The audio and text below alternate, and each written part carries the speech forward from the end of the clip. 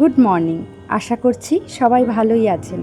আজ শুভ নববর্ষ, সকলকে জানাই শুভ নববর্ষের অনেক অনেক শুভেচ্ছা। আরও একটি বছর আমরা পার করে ফেললাম। আজ নতুন বছরের প্রথম দিন, আর আজকের দিনটি আমি সুন্দরভাবে আমার ঘরবাড়ি পরিষ্কার পরিচ্ছন্ন করে রাখতে চাই। তাই আজকে সকাল সকাল ঘুম থেকে উঠে অনেক কাজে লেগে পড়েছি। আজ প্রচুর কাজ। এমনিতে গত 3-4 দিন ধরে তো বাড়িতে ছিলাম না, ওই বাড়িতে গেছিলাম। তো কালকে রাতেই আমরা বাড়ি ফিরেছি। আর কয়েকদিন বাড়ি না থাকার কারণে চারপাশটায় ধুলো বালি ময়লা সব ভরে গেছে। তো এখন ভালো করে বাড়িঘর পরিষ্কার করব। আজকে তো বছরের প্রথম দিন, বাড়িঘর একটু পরিষ্কার পরিচ্ছন্ন না রাখলে কি দেখতে ভালো লাগে বলুন? তাছাড়াও দুদিন পরেই মানে কাল বাদে পরশু দিন বাড়িতে একটা ছোট্টখাটো অনুষ্ঠান আছে। মানে একদমই ছোটোখাটো ঘরোয়াভাবে করা হবে। তো সেই জন্য বাড়িঘরটা একটু পরিষ্কার করারও প্রয়োজন আছে। সেই জন্য আজকে সকাল থেকে আমি আর আমার বর দুজনেই একটু হাতে হাত মিলিয়ে কিছু কিছু জায়গা পরিষ্কার করে নিলাম। আসলে ব্যালকনির দিকটা প্রচণ্ড ময়লা হয়েছিল, ওইখানটায় একটু পরিষ্কার করে নিলাম। আর আপনারা তো যারা আমার ব্লগ দেখেন তারা তো জানেনই, আমার ব্যালকনিতে তো প্লাস্টিক পাতা থাকে, ওখানে তো কার্পেট পাতা নেই। তো ওই জায়গাটা না বৃষ্টির জলে ভিজে কেমন যেন হয়ে গেছিলো, আর ধুলোবালি ময়লাও জমে গেছিলো। তাই ওই জায়গাটা আমরা দুজনে মিলে আজকে একটু পরিষ্কার করে নিলাম। আর সকালবেলা ওই দিকটা করতে গিয়ে অনেকটা বেলাও হয়ে গেছে। ঘুম থেকে 5:45 নাগাদ আমি উঠে পড়েছি। তারপরে ওই টুকটুক করে পরিষ্কার করতে করতে বেলা হয়ে গেছে। ঘরটা আগে ঝাড় দিয়ে নিয়েছি, এখন ঘরটা মুছে নিচ্ছি। আর পরিষ্কার না করে আমি তো এই দিকে ঘর মোছামুছি কাজগুলো করতেও পারছিলাম না। আর জানেন তো এই গত কয়েকদিন ধরে বাড়ি নেই বলে ধুলো জমে জমে এত নোংরা হয়ে গেছে। আসলে কি বলুন তো, আমার বর তো একবার করে ঝাড় দিয়ে দেয় ঘরটা, কিন্তু শুধু ঝাড় দিলে তো পুরো ধুলো ময়লা যায় না, মোছার তো ভীষণ প্রয়োজন আছে। কালকে রাতে বাড়ি ফেরার পর থেকেই আমার মনের মধ্যে হচ্ছিল কতক্ষণে সকাল হবে আর আমি আমার ঘর বাড়িটা একটু মুছে পরিষ্কার করব। সারাদিনে হাওয়ার সাথে এত ধুলোবালি আসে যে একবার ঝাড় দেওয়াটা কিন্তু যথেষ্ট নয়। কাল রাতে বাড়ি ফেরার পরই আমি রেস্ট না নিয়ে কিছু কাজ এগিয়ে রেখেছি। 8:30 নাগাদ আমরা বাড়ি ফিরে গেছি। শোয়ার আগে পর্যন্ত বেশ কিছু কাজ আমি করেছি। 2-1টা গাছ এনেছি ও বাড়ি থেকে, সেগুলো আগে রাতেই লাগিয়ে নিয়েছি, কারণ আমি জানতাম সকালবেলার দিকে আর টাইম পাওয়া যাবে না। কিছু তুলসী গাছ এনেছি, সেগুলো লাগিয়েছি। আর 2-1টা গাছ এনেছি। রাতের বেলা মাটি আমার হাতের কাছেই ছিল, যে কারণে আমি লাগিয়ে নিতে পেরেছি। তো যাই হোক, ফ্রেশ হয়ে আমরা একটু ড্রাই ফ্রুটস ছোলা এগুলো খেয়ে নিলাম সকালবেলা। তারপর ভাবছি সকালবেলাটা তো কাজ করতে করতে অনেকটা বেলা হয়ে গেছে, এখন সকালবেলা কি রান্না করব। ভাবতে ভাবতে ভাবলাম আমি যেটা করি আর কি, যখন দেরি হয়ে যায় সেটাই করি। মানে ওই মুসুরির ডালের খিচুড়ি করি পেঁয়াজ ফোড়ন দিয়ে, সেটাই আজকে করছি। আর প্রেশার কুকারে এটা বেশ কয়েকটা সিটি দিলেই খুব তাড়াতাড়ি হয়ে যায়।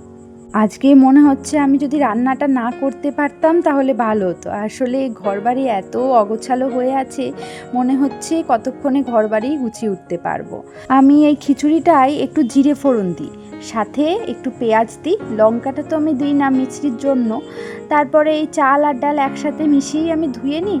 তারপরে ফোড়ন দেওয়া হয়ে গেলে চাল ডালটা দিয়ে লবণ হলুদ দিয়ে নেড়েছে জল দিয়ে দিই, আর সাথে একটু আলু বা সবজি দিলেও ভালো হয়।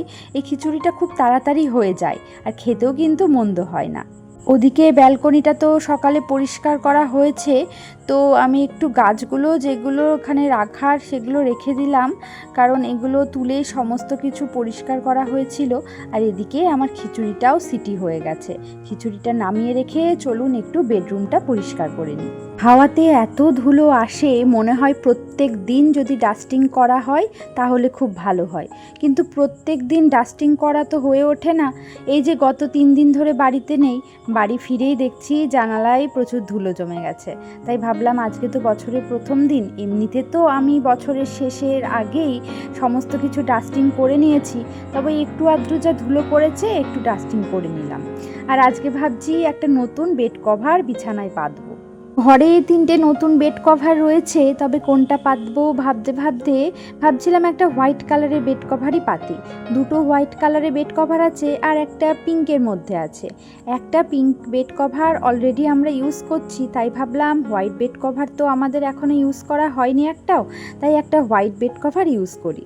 তবে একটু তোলা তোলা করেই বেড কভারটা ইউজ করব, তার কারণ যেহেতু বাচ্চা ছোট, মিছরি এটা সেটা ফেলে সাদা রঙটা নোংরা করে দিতে পারে। তাই আজকে যেহেতু বছরের প্রথম দিন একটু পাতলাম, তারপর হয়তো একটু তোলা তোলা করে এটা আপাতত ইউজ করব। সাদা বেড কভার যদি কোনো রকম কিছু লেগে যায় দেখতে কিন্তু একদম বাজে লাগবে। এই যে 3টে নতুন বেড কভার দেখলেন, এই 3টে বেড কভারই আমি আমার বেবি শাওয়ারে গিফট পেয়েছিলাম। আরও একটা বেড কভার গিফট পেয়েছিলাম যেটা অলরেডি ইউজ করা হয়ে গেছে। আর এই 3টে ছিল, তবে এই 3টে এখনও ইউজ করা হয়নি। তার কারণ হচ্ছে এখনও আমার প্রচুর বেড কভার রয়েছে, সেগুলোই এখনও ইউজ করছি।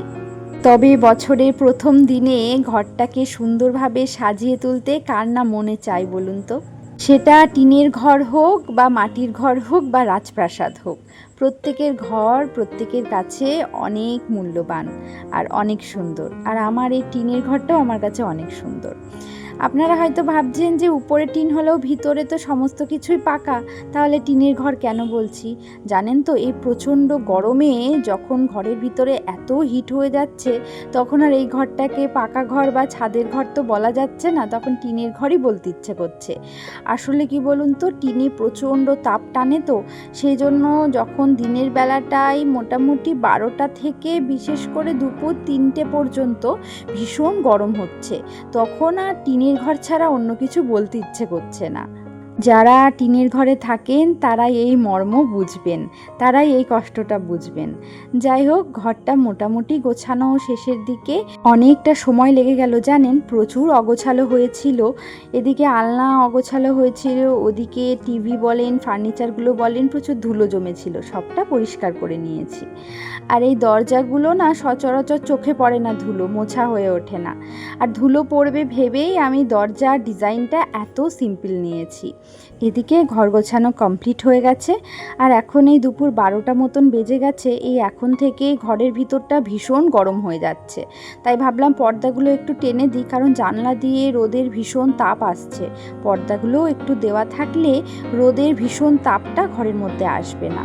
আর এখন উপরের ফ্যানটাও চালাবো না, তার কারণ ওই উপরের সিলিং ফ্যানটা যদি চালানো হয় তাহলে না ভীষণ হিট টেনে নিয়ে আসবে। এই দুপুর টাইমটা এখন থেকে মিছরিকে ভাবছি নিচের ঘরে ঘুম পাড়াবো। এই টাইমটায় স্নান করার পর তো কিছুক্ষণ ঘুমাই, নিচে তো আমাদের 2টো ঘর রয়েছেই, ওখানে একটাতে ঘুম পাড়িয়ে দিলে অসুবিধা হবে না। আর উপরে ঘর হওয়ার দরুন নিচের ঘরগুলো বেশ কিন্তু ঠান্ডা হয়ে গেছে। তো চলুন, আমার ঘরটা আমি সুন্দর করে পরিপাটি করে সাজিয়ে নিয়েছি। সারাদিন অনেক পরিশ্রম করেও যদি ঘরটাকে এভাবে সুন্দর করে সাজাতে পারি তাহলে কিন্তু মনে একটা আলাদাই শান্তি আসে। তবে এই ঘর সাজানোর চক্করে আজকে না অনেকটা বেলা হয়ে গেছে জানেন, আজকে ভীষণ গরমও পড়েছে, তাই ভাবলাম একটুখানি লস্যি বানাই। আসলে নিচে গেছিলাম, তখন শাশুড়ি মা বললেন যে টক দই পেতেছেন উনি, তো ওই টক দইটা দিয়ে দিলেন। আর একটু তরমুজও ছিল, তাই ভাবলাম এই টক দই আর তরমুজটা দিয়েই একটু লস্যি বানাই। এখন কিন্তু আম বলেন তরমুজ বলেন এগুলো দিয়ে লস্যি খেতে বেশ ভালোই লাগবে, আর শরীরটাও বেশ ঠান্ডা করবে। চলুন শ্বশুরমশাই আর শাশুড়ি মা দুজনকেই দিয়ে আসি, আর আমিও একটু খাবো। ভীষণ গরম লাগছে, এটা খেলে মনে হয় শরীরটা একটু হলেও ঠান্ডা হবে। বেলা প্রায় 1টা বাজতে গেলেও এখনও আমি কিন্তু দুপুরে রান্না করিনি, আজকে অনেকটাই দেরি হয়ে যাবে মনে হচ্ছে। আর যেহেতু অনেকটা দেরি হয়ে গেছে তাই আপনাদের সাথে রান্নাগুলো সেভাবে শেয়ার করে উঠতে পারলাম না। যাই হোক, এদিকে আজকে আলু পটল দিয়ে মাছের ঝোল করছি। একটু জ্যান্ত রুই মাছ রাখা হয়েছে, আর মাছের 2টো ছোট ছোট মাথা আছে। শাশুড়ি মা সকালবেলা লাউ কেটে রেখেছেন, তাই ভাবলাম যে একটু লাউ ঘন্ট করি। মাছের মাথাগুলো দিলে কিন্তু মন্দ হয় না। তো ওদিকে আমার লাউ ঘন্ট বসিয়ে দিয়েছি, আর এদিকে মাছের ঝোলটা কিন্তু হয়ে গেছে। চলুন মাছের ঝোলটা এবার নামিয়ে নিই। একটু গরম মশলার গুঁড়ো ছিটিয়ে দিয়েছি, ব্যাস। বেলা এখন প্রায় 1:30 বেজে গেল। তবে শান্তি কোথায় জানেন? সকাল সকাল ঘরদোর পরিষ্কার করে নিয়েছি, এটাই শান্তি। মানে এখন আর সেরকম এক্সট্রা কোনো কাজ নেই। আজ পয়লা বৈশাখ, মিছরির তো বেশ কয়েকটা জামা হয়েছে পয়লা বৈশাখে। সকাল থেকে বেশ নতুন নতুন জামাও পরছে। এখন বিকেলবেলা ভাবছি ওকে একটা নতুন জামায় পরিয়ে দিই, এখন একটুও ঘুরতে বেরোবে, তার জন্য এই জামাটা পরিয়ে দিলাম। বছরের প্রথম দিন মানে নববর্ষের দিন সকলকে নতুন পোশাক পরতে হয়, তবে সেটা ছোটবেলাতেই সম্ভব হতো। বড় হওয়ার পর নতুন পোশাক কেনা থাকলেও আমাদের মনে হয় সবার নতুন পোশাক এই নববর্ষের দিন পরা হয়ে ওঠে না। যাই হোক, মিছরিকে ঘুরতে পাঠিয়ে দিয়ে এখন বিকেলবেলা আমি আসলাম রান্নাঘরটা একটু গুছিয়ে নিতে। পরিষ্কার তো সেই দুপুরে স্নানের আগে করে নিয়েছি, ভাবলাম আর একটু গুছিয়ে নিই রান্নাঘরটা। আর এইদিকে স্নেক প্ল্যান্টটা রান্নাঘরে রাখলাম। আসলে কি বলুন তো, সবসময় দাম দিয়ে গাছ কেনা আমার হয়ে ওঠে না, তাই আশেপাশে অবহেলিত বঞ্চিত গাছপালা দেখলে আমি তুলে নিয়ে আসি আমার ঘরটাকে সুন্দর করে সাজানোর জন্য। তবে মানি প্ল্যান্ট হয়তো আমার ভাগ্যে নেই, যতবারই আমি এটা লাগাই না কেন পচে যায়, নষ্ট হয়ে যায়। তবে জলের মধ্যে একটু একটু গ্রো করে বলে এখনো জলের মধ্যেই রাখলাম। বিকেলবেলা বেশ ফুরফুরে হাওয়া দিচ্ছে, এখন গাছগুলোকে এখানে রেখে দিই। রোদের হাত থেকে বাঁচার জন্যই গাছগুলোকে সকালবেলা নিচে রেখে দিয়েছিলাম। আর এই হাওয়ার তালে তালে এই গাছের পাতাগুলো এত সুন্দরভাবে নড়ে, এটাও দেখতে আমার ভীষণ ভালো লাগে। যাই হোক, আজকের ব্লগটি এখানেই শেষ করছি। আশা করছি ব্লগটি আপনাদের ভালো লেগেছে। দেখা হচ্ছে পরের ব্লগে। সকলে ভালো থাকুন, সুস্থ থাকুন।